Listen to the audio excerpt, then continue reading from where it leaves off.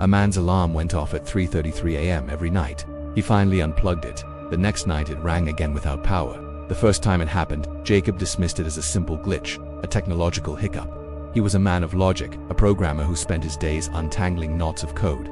A digital clock, even an old one, was just a circuit board and a display. He had set the alarm for 6:30 a.m., but for some reason it blared to life at the ungodly hour of 3:33 a.m. The piercing digital screech sliced through his sleep, leaving his heart hammering against his ribs. He fumbled for the snooze button, squinted at the glowing red numbers, and reset it. Strange but not impossible, these things happened. The next night, however, it did it again. Same time, same jarring, electronic wail. By the fourth night, Jacob was no longer thinking it was a glitch.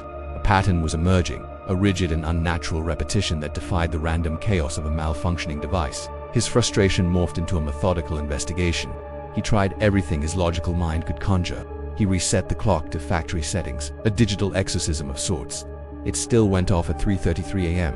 He changed the alarm time to noon, to midnight, 2 times that didn't even exist on the clock's interface. The next morning, 3:33 a.m., arrived with its punctual shrieking announcement. He even opened the back, checking for any loose wires or dust that might be shorting the circuit. Everything was pristine, a perfectly ordinary piece of outdated technology. The clock was a gift from his grandmother, a relic from the 90s he'd kept for sentimental reasons.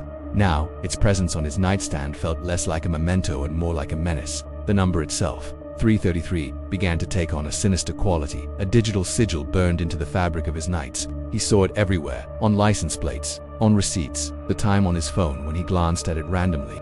The fifth night brought a new level of dread. As the inevitable alarm approached, Jacob found himself lying awake, staring at the ceiling, his body tense. He was waiting for it. The anticipation was worse than the sound itself. It felt like an appointment he was being forced to keep with something unseen. When the numbers on the display finally flipped to 3:33, he didn't hear the familiar electronic screech. Instead, a new sound filled the room. It was a low, static hum, a sound like a radio tuned between stations, but woven within the static was something else. A whisper. It was faint, distorted, a digital ghost in the machine. He couldn't make out the words, but the cadence was rhythmic, repetitive, like a chant. A cold sweat broke out across his forehead. This was no longer about faulty wiring. This was something else entirely. Something was using the clock, speaking through it.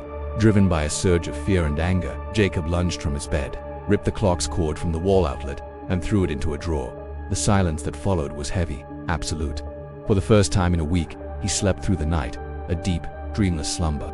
He woke up feeling refreshed. The morning sun, a welcome balm. The incident seemed like a bad dream, a product of stress and an overactive imagination. He went about his day, the memory of the whispering static fading with each passing hour. He decided to throw the clock away that evening, to be done with it for good. The sense of control was liberating. He was the one in charge, not some piece of plastic and wires. That night, he went to bed feeling a profound sense of peace. The house was quiet. The drawer remained shut. There was no power, no circuit, no way for the machine to act on its own.